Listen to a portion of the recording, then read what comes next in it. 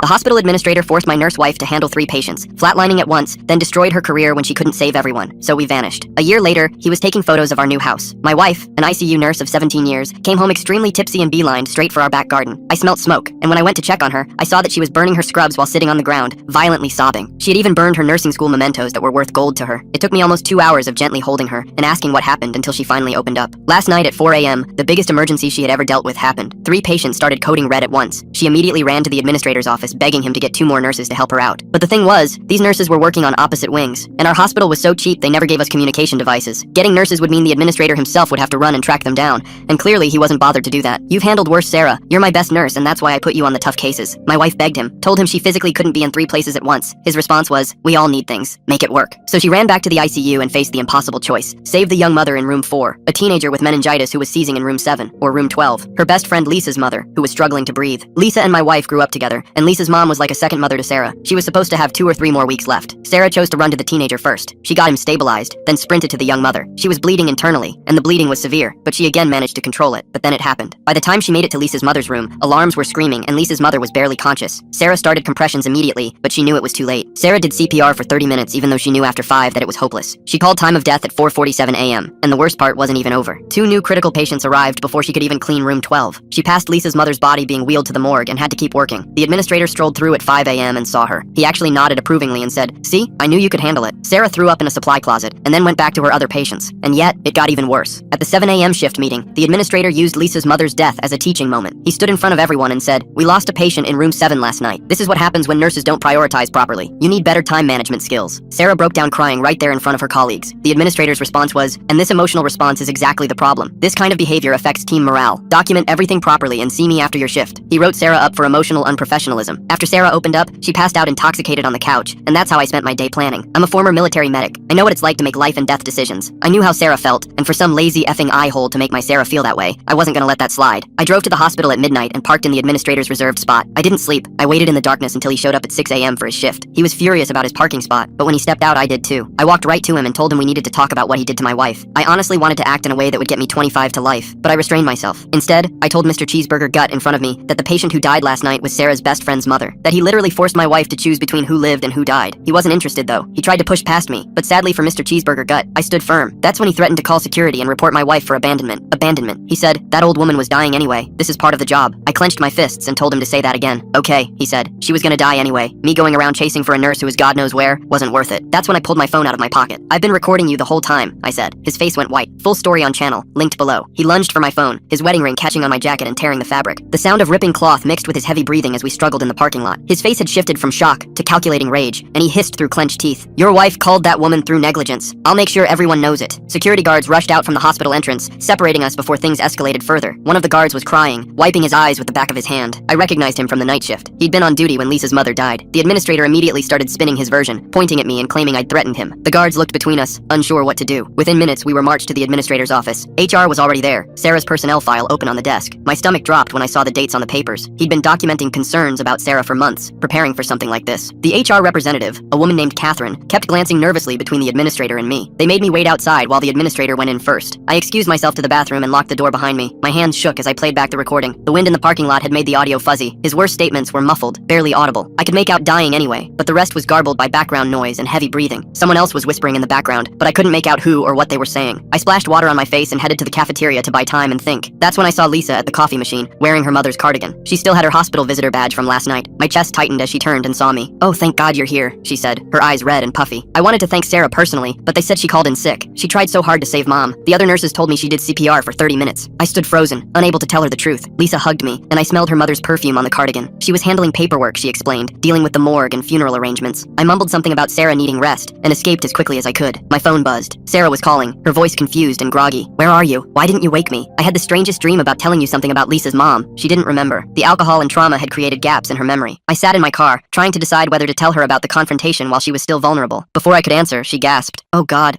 it wasn't a dream. Lisa's mother. I couldn't save her. I heard her running to the bathroom, retching. I started the car to head home when the administrator appeared at my driver's side window, knocking with his class ring. His hands were shaking, but his voice was steady. He held up termination papers. "Delete the recording," he said. "Delete it now, and Sarah keeps her job. I'll even write her a glowing recommendation. She'll never have to know about this conversation." I stared at the papers. Sarah's name was typed at the top. The reason for termination listed as patient abandonment resulting in death. "You have 10 seconds to decide," he said. I drove away without answering, leaving him standing in the parking lot. At a gas station a few blocks away, I noticed a car had followed me. A nurse got out, someone I'd seen around but never met. She glanced around nervously before approaching. "I was in the staff meeting," she whispered. "When he blamed the wrong room number, I recorded it on my phone. We all do it for meeting notes, phones hidden in our laps. I have his whole speech about room 7 when the patient was in room 12. She showed me her phone, hands trembling. The video was clear, the administrator's voice distinct, but she was terrified of retaliation. "I have 2 kids. I can't lose this job, but what he did to Sarah." She transferred the file to my phone and drove away before I could thank her. When I got home, Sarah was in the backyard again, poking at the ashes from her burned scrubs. A piece of fabric had survived, room 12 partially visible on the melted badge. She picked it up and started sobbing again. I held her, still not telling her about the morning's events. An hour later, I convinced her to rest and drove to Lisa's house to pay respects. The administrator's car was in the driveway. Through the window, I could see him handing Lisa an envelope. When I knocked, Lisa answered with tears streaming down her face. "The hospital sent a representative," she said, gesturing to the administrator. "They brought a $5,000 bereavement fund check. Isn't that thoughtful?" The administrator smiled at me over Lisa's shoulder. "We take care of our families here," he said, "though some nurses handle these situations better than others." I was just explaining to Lisa how these critical moments require split-second decisions. Some nurses make the right choices. Others, well, Lisa's face changed, confusion mixing with her grief. "What do you mean?" "Nothing to concern yourself with," the administrator said smoothly. "Just know that we're investigating to ensure this never happens again." I left before I did something I'd regret, but the damage was done. By evening, Sarah's antidepressant prescription was denied at the pharmacy drive-thru. The pharmacist mentioned an employment verification issue from the hospital. Without insurance, the medication would cost $400. I sat in my home office reviewing both recordings. The administrator clearly said room 7 in the staff meeting, but the teenager had been in room 7. Lisa's mother was in room 12. His mistake seemed deliberate, shifting blame to the wrong room to confuse the narrative. The next morning, I met the night janitor at a local diner. He'd reached out through the nurse, terrified but needing to talk. He'd seen the administrator in the ICU at 3:45 a.m. before the crisis started. He was looking at the patient boards, the janitor said in accented English. I thought it was strange. Administrators never come that early. He glanced around nervously. He knows I'm undocumented. My whole family depends on this job. Before I could respond, my phone rang. Sarah was driving and I could hear she was crying. "I'm going to the hospital. I need to get my things. I need to talk to him." I threw money on the table and ran to my car. I found her in the employee parking lot, still wearing yesterday's clothes. She hadn't showered or eaten. She was clutching printed emails between her and Lisa's mother about lunch plans they'd made for next week. "I chose wrong," she kept saying. "I should have saved her first. She trusted me." I held her as she broke down completely. Her blood pressure was visibly affecting her, face flushed and hands shaking. I drove her to urgent care, where she collapsed from dehydration and exhaustion. The nurse recognized her from the hospital, and I had to lie about her condition to prevent a psychiatric hold. That evening, Lisa showed up at our house with her mother's medical chart. The administrator had given her full transparency. The chart showed Sarah entered room 12 last. Lisa demanded to know why. "Your wife chose to let my mother die," Lisa said, her voice rising. "She saved strangers instead of the woman who helped raise her." The confrontation spilled into our front yard. Neighbors gathered, some recording on their phones as Lisa shouted about Sarah choosing to let her mother die. I realized the administrator had orchestrated this, turning Lisa's grief into a weapon. The next day, Lisa filed a complaint at the police station about Sarah's negligence. The desk sergeant mentioned the administrator had already called about an incident pattern. They had to investigate any death-related complaint, even if prosecution was unlikely. Our attorney reviewed the recordings in his office, then delivered bad news. We lived in a two-party consent state. Using the recording could lead to my arrest for illegal wiretapping, not the administrator's. Sarah's colleague texted urgently. The administrator had announced Sarah's indefinite suspension at the staff meeting, framing it as protecting staff from an unstable colleague. The text message included a photo of the meeting room whiteboard with Sarah, unstable, written in red marker. My hands clenched around the phone as I showed it to our attorney. He shook his head, explaining that workplace defamation was nearly impossible to prove without damages beyond termination. Sarah discovered the social media post that night. Lisa had uploaded a photo of her mother with the caption, "Killed by negligent nurse Sarah, last name, who chose to save others first." The post had 847 shares in 2 hours. Comments ranged from sympathy to death threats. Sarah's hands trembled as she scrolled through messages from former colleagues distancing themselves. The next morning, our bank called about suspicious activity on our joint account. The manager mentioned a concerned call about my threatening behavior at the hospital. They'd frozen our accounts pending investigation. I drove to the branch immediately, but the damage was done. Bills were already bouncing. Sarah's pastor called to cancel their counseling appointment. His secretary whispered that the administrator served on the church board and had expressed concerns about the situation. Even our spiritual support system was compromised. Sarah sat in the kitchen, staring at her coffee, isolated from every community that once sustained her. I discovered our car tires slashed when I went to buy groceries. Security footage showed a teenager wearing a memorial t-shirt with Lisa's mother's photo. The vandalism was spreading beyond angry words. I changed the tire myself, knowing police wouldn't prioritize property damage amid everything else. The insurance company called that afternoon. Sarah's coverage was terminated effective immediately due to termination for cause. The representative explained that continuation coverage wasn't available in such cases. Her antidepressants would now cost $400 monthly. I calculated our savings against mounting expenses and felt my chest tighten. Our neighbor knocked on the door at dinner time. She'd seen the administrator at our mailbox at 5 a.m. Her description of his car was precise. He'd been there before dawn, doing something with our mail. I checked the box and found nothing unusual, but the violation of boundaries was escalating. I paid cash for Sarah's medication at CVS. The pharmacist slipped me a note with my receipt. He asked about all her prescriptions yesterday. My jaw clenched as I realized the administrator was gathering ammunition, looking for anything to use against us. The pharmacist's worried expression told me she'd said too much already. Sarah found the termination letter in our mail the next day. The document was dated 3 days before Lisa's mother died. The administrator had pre-planned this, setting Sarah up to fail. She stared at the date, understanding dawning in her eyes. This wasn't about the tragedy. This was calculated destruction. I followed the administrator to the hospital parking garage that evening. Through his car window, I heard him on the phone. The husband's a problem, but I know his military history. PTSD, anger issues. We can use that. He was researching my background, looking for leverage. I backed away before he noticed me. Police arrived at our house with a restraining order the following morning. The order included both of us, citing Sarah's unstable behavior and my threatening conduct. We couldn't go within 500 feet of the hospital. Sarah couldn't even retrieve her personal belongings from her locker. The officer seemed apologetic but firm. Sarah's best friend from nursing school called, voice strained. Her daughter was Lisa's goddaughter. She couldn't see us anymore, couldn't risk taking sides. The support network Sarah had built over 17 years crumbled with each phone call. Isolation tightened around us like a noose. Death threats started appearing in our mailbox. Anonymous notes describing what should happen to murderer nurses. I installed security cameras, but the damage to Sarah's psyche was evident.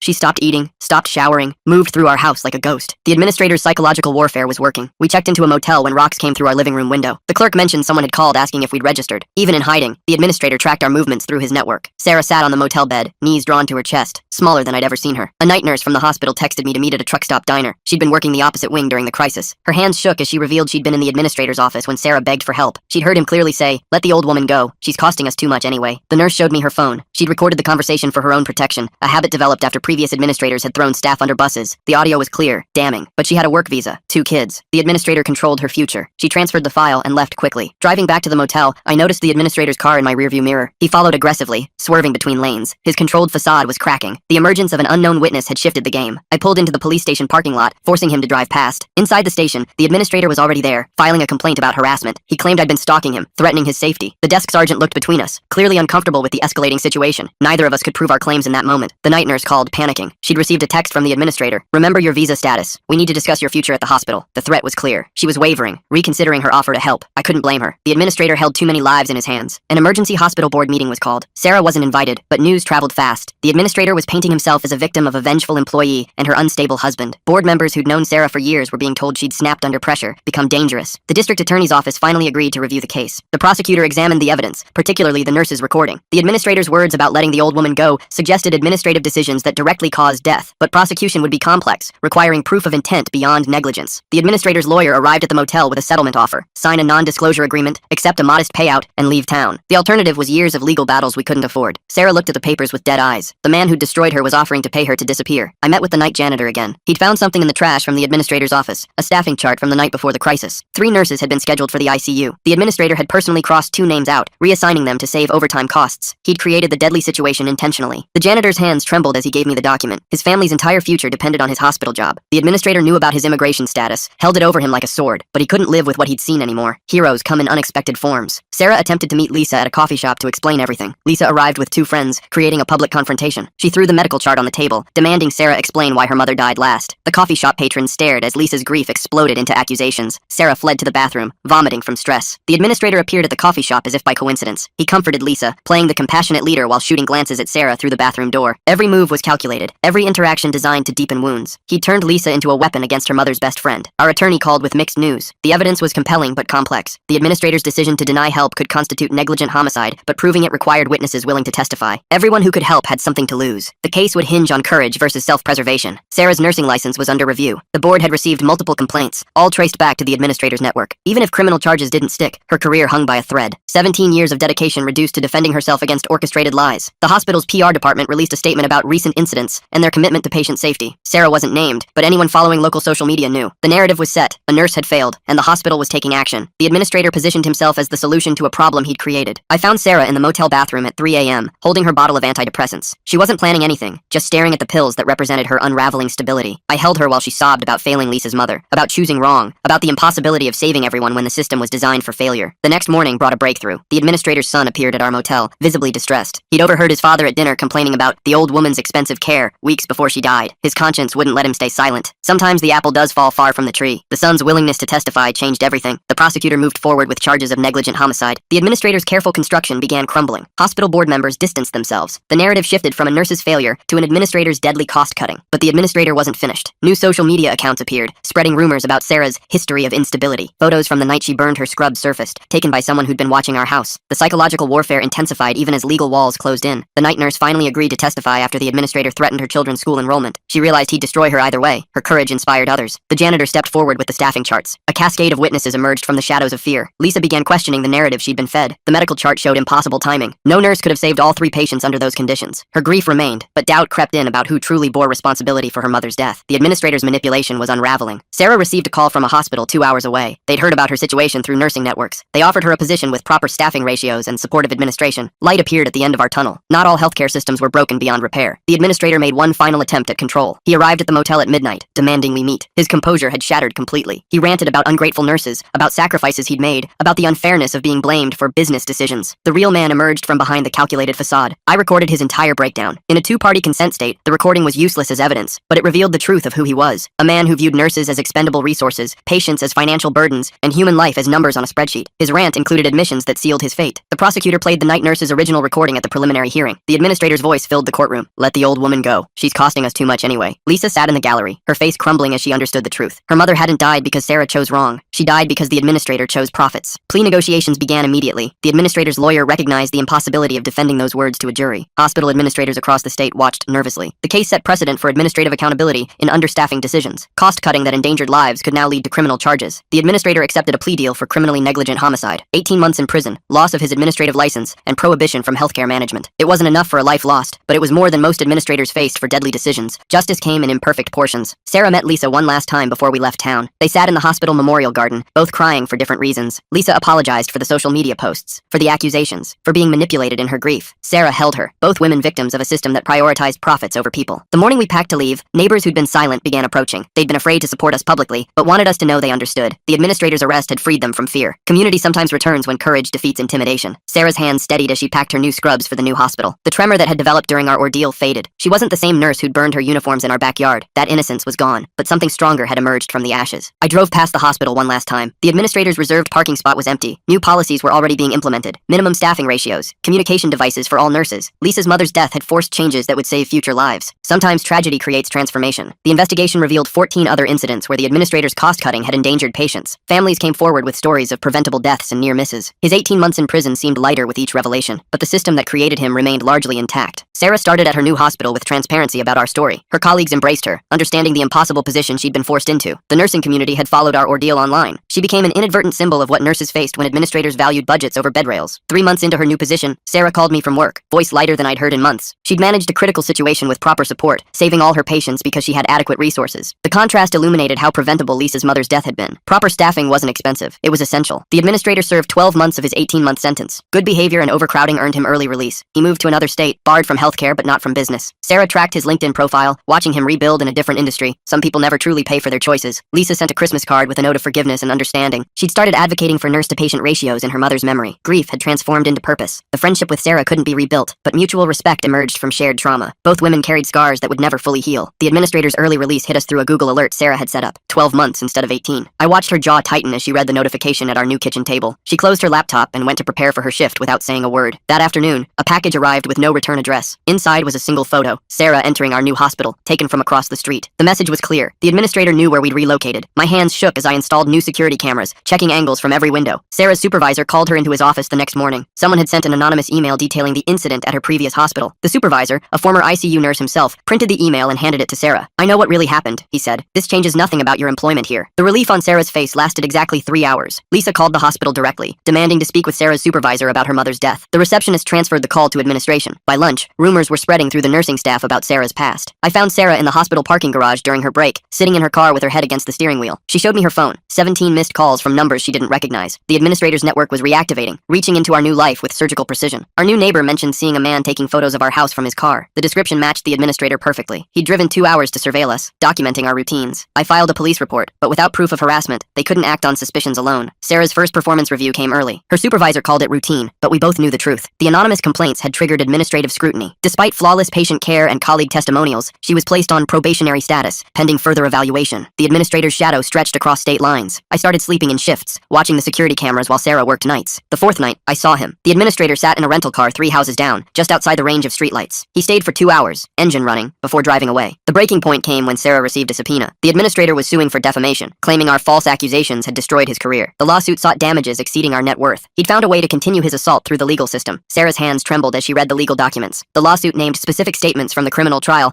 claiming they were malicious lies. He wanted depositions from everyone who'd testified against him. The night nurse, the janitor. He was dragging them all back into his web. Our new attorney, a friend of Sarah's supervisor, reviewed the case with growing concern. The administrator had hired an aggressive firm known for grinding opponents into submission through legal costs. Even if we won, the defense would bankrupt us. The system that had briefly held him accountable now served as his weapon. I drove to the administrator's new city, needing to understand what we were facing. His LinkedIn showed he'd started a healthcare consulting firm. The irony burned. He was teaching other administrators how to optimize staffing. I sat in my car outside his office building, watching him through the glass lobby. He looked different. Prison had aged him, but there was something else. A hardness in his movements, a calculating awareness of his surroundings. When he spotted my car, he didn't react with surprise. He smiled and waved, then made a phone call while maintaining eye contact. 20 minutes later, police surrounded my vehicle. The administrator had reported a stalker with a history of violence. I spent 6 hours in custody, explaining why I was 200 miles from home, parked outside his workplace. They released me with a warning about harassment. The drive home gave me time to think. The administrator wasn't just seeking revenge. He was demonstrating his power. Every move calculated to show us he could reach into our lives whenever he chose. The legal system, meant to protect victims, had become his tool of persecution. Sarah was waiting when I got home, her face drawn with exhaustion. She'd been called into another meeting. A patient's family had received an anonymous letter about her history of negligence. The family demanded a different nurse. Sarah's supervisor supported her, but the damage was spreading. That night, we sat at our kitchen table with bank statements spread before us. Legal fees were draining our savings. Sarah's probationary status meant reduced hours. The administrator didn't need to win his lawsuit. He just needed to bleed us dry fighting it. Sarah's phone rang at 3 a.m. Lisa's voice was slurred, emotional. She'd been drinking, wrestling with guilt and grief. She apologized for the lawsuit, explained the administrator had convinced her to support his defamation claim, but she couldn't do it anymore. She was withdrawing her support. The next morning, Lisa sent a notarized statement recanting her support for the administrator's lawsuit. She detailed how he'd manipulated her grief, fed her false narratives about Sarah's actions. Her withdrawal weakened his case significantly, but his lawyers pressed forward anyway. I met with the night nurse at a rest stop between our cities. She was terrified of being deposed, of the administrator discovering her new workplace. Her children had started having nightmares about being deported. She handed me a flash drive with every recording she'd made during her employment. The files revealed a pattern spanning years. The administrator's voice, captured in dozens of meetings, discussing patients as financial liabilities, comments about clearing beds and managing losses. Sarah's case wasn't isolated. It was his standard operating procedure. Our attorney's eyes widened as he reviewed the recordings. This changed everything. The defamation suit would expose the administrator to discovery. His pattern of behavior would become public record. We could countersue for malicious prosecution, harassment, intentional infliction of emotional distress. The administrator's lawyers requested an urgent meeting. Their client, they explained, was willing to drop the lawsuit in exchange for a mutual non-disclosure agreement. No admission of wrongdoing, no financial settlement, just silence. They'd miscalculated, assuming we had no ammunition. Sarah refused immediately. The administrator had taken too much. Lisa's mother, her career, her peace of mind. She wouldn't give him her voice too. Our attorney prepared the countersuit while the administrator's team scrambled to limit their client's exposure. The deposition was scheduled for a Tuesday morning. Sarah dressed carefully in her best suit,